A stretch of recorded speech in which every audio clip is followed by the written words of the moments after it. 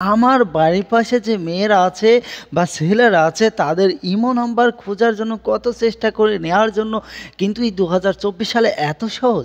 আমার গ্রামের যে মেয়েগুলো আছে তাদের ইমো নাম্বার আমার সেটে আমি তো কখনো কল্পনাও করতে পারিনি যে এইটা ইমো আবার আপডেট করবে। খুবই একটা হাস্যকর বিষয় যে আমার বাড়ির আশেপাশে বা আমার গ্রামের আশেপাশে যারা চীনা মুখ, যাদের নাম্বার চাইতে ভয় লাগে যে মেয়ে বা ছেলে, কিন্তু তাদের নাম্বার বা তাদের ইমোর সাথে যে আমার ইমোটি কানেক্ট আছে, এটা আমি কখনো কল্পনা করতে পারিনি। এই যে 2024 শেষে যে 25 আসে, আমার মনে হয় ইমো যে আর কত কি আপডেট দিবে তা ইমোই বলতে পারে। তো আজকে দেখাবো যে আপনি যে কারো নাম্বার খুব সহজে নাম্বার সেভ না করুন না। তো চলুন শুরু করা যাক, তাহলে এটা কোন প্রসেসে করা যায়। লেটস গো বন্ধু। স্ক্রিনে চলে এসেছি। স্ক্রিনে আসার আগে বলে রাখি, যারা সাবস্ক্রাইব করেন অবশ্যই সাবস্ক্রাইব করবেন। এমন নিত্য নতুন ভিডিও ফেসবুক, ইউটিউব, টিকটক যে কোনো বিষয়ে কিন্তু সেটিং ভিডিও নিয়ে আপনাদের মাঝে হাজির হব। আজকের ভিডিওটি আছে ইমো আনলিমিটেড নাম্বার ছাড়া সেভ। তো আমি প্রথমে ইমোতে প্রবেশ করছি।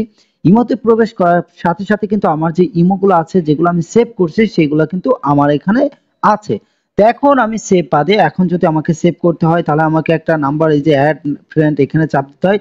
চাপ দেওয়ার পরে কিন্তু এখানে আমার নাম্বারটি তুলতে হয়।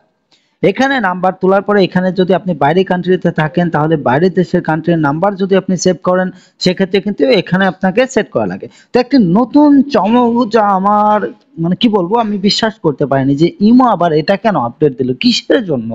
তো চলুন এখান থেকে আমি যদি ব্যাক করে যাই, তাহলে আমি কি করব, প্রথমেই আমি ইমোতে প্রবেশ করছি। ইমোতে প্রবেশ করার পরে এটা হচ্ছে 2 নম্বর, একটা হচ্ছে এখানে আমরা সবাই জানি যে এটা ভয়েস। এখান থেকে কিন্তু কখনোই আপনারা ফ্রেন্ড রিকোয়েস্ট পাঠাবেন না, অনেক মারাত্মক একটি সমস্যায় পড়বেন।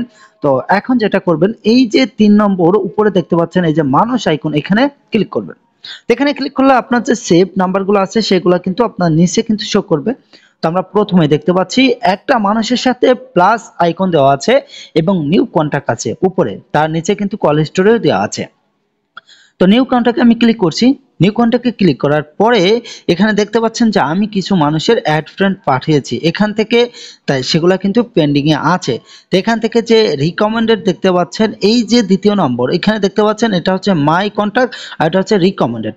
মাই কন্টাক্ট রিকমেন্ডেড। তো আমি এই যে রিকমেন্ডেড বলতে কি বোঝায়, এটা বলছে আবুল বাসার S+M, আমি কিন্তু এগুলাকে চিনি না। তারপরে MD পিনু, মান্নান শাহ, এদের নাম্বার কিন্তু আপনার আমার কাছে কিন্তু সেভ নাই। এরা কিন্তু আমার চীনা মুখ বা চীনা পরিচয়। আমি আগে অনেক অ্যাড করেছি, এর কারণে কিন্তু আমার এখানে কোনো ইমো আসছে না। আপনার আপনি যদি প্রথমে ট্রাই করেন, তাহলে কিন্তু এখানে আপনি কমপক্ষে 50 থেকে 60টা কিন্তু লিস্ট পাবেন। সেখান থেকে আপনি চাইলে অ্যাড করলে কি হবে, এখান থেকে যে আবুল বাশার আছে, এখান থেকে আমি আবুল বাশারে ক্লিক করলে চলে যাবে। এটা যদি S+M এ ক্লিক করে চলে যাবে। আমি এই যে নিচের যে মান্নান শাহ আছে, আমি এটাকে অ্যাড ফ্রেন্ড পাঠাচ্ছি। তো অ্যাড ফ্রেন্ড পাঠানোর পরে এখানে দেখাচ্ছে মান্নান শাহ, তার A to Z চলে এসেছে। তো আমি এখান থেকে অ্যাডে আবার একটা ক্লিক করছি। অ্যাডে যদি ক্লিক করি, এখানে বলছে Mannan Shah add to contact, মানে সেক্ষেত্রে তার সাথে আমার কন্টাক্ট হয়েছে। এখন আমি চ্যাটে ক্লিক করি। তো চ্যাটে ক্লিক করলে এখানে কিন্তু পেন্ডিং আছে, আমি তার কিছুই দেখতে পাচ্ছি না, সে কখন লাইনে এসেছে কিনা। এখানে দেখেন উপরে লেখা আছে এখানে waiting for your friend request to be accept, মানে আপনার ফ্রেন্ড অ্যাকসেপ্ট করলে আপনি তার সাথে ভিডিও কল, অডিও কল কথা বলতে পারবেন।